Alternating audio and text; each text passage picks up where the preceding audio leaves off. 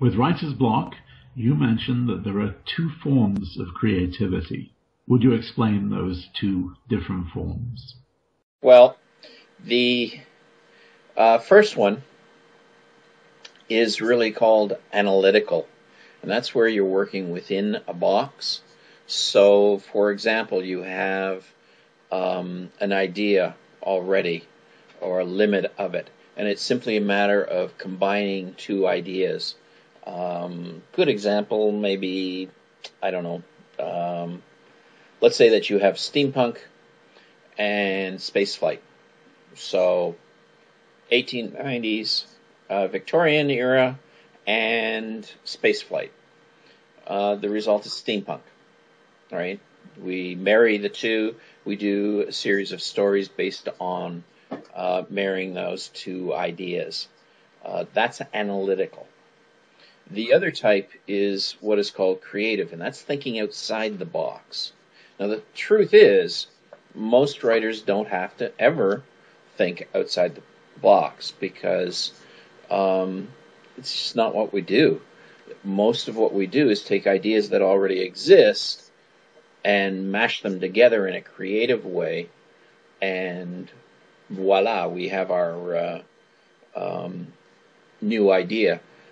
But it's, generally speaking, it's analytical rather than creative. Creative is coming up with whole new ideas completely outside of the thinking box, the ideas that you have to start with. So we're talking about people like Steve Jobs, right? Well, no, yeah, that can be, but typically, I mean, even he gets into the situation where he's thinking in terms of how does, let's say the tablet, for example, the creation of the tablet. The issue is that people want to carry their products with them. And, okay, the response from the rest of the world is just to recreate a smaller version of the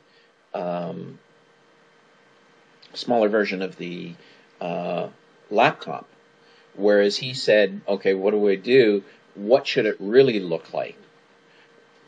It shouldn't be a laptop because obviously that's not that efficient. It should be something else. So from that point of view, yes. I mean, that's kind of borderline. There is a lot of analytical, what should it be? But there's also a aha moment, which is completely off the wall. A better example might be Galileo.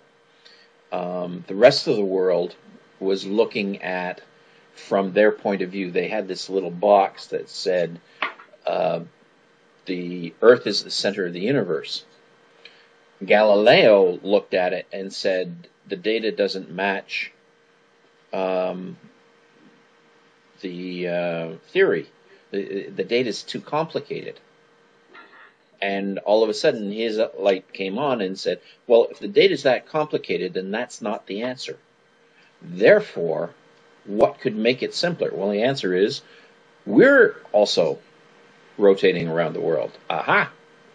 And that's a creative thought process, as opposed to, an analytical style. Honestly, as writers, we tend to, especially in nonfiction writing, we tend to look at what's out there. Like, for example, I'll go out to a bookstore and go through the bookstore and go through the magazine section in my topic and say, what is of interest to the readers in this area? Aha. Writer's block is of interest. So, okay, I'll sit down and I'll figure out how to break writer's block. And it's a analytical style response. In fiction, occasionally you might get into creative, but typically you don't. So those are the two types of thinking. It's inside the box and outside the paradigm, outside the box.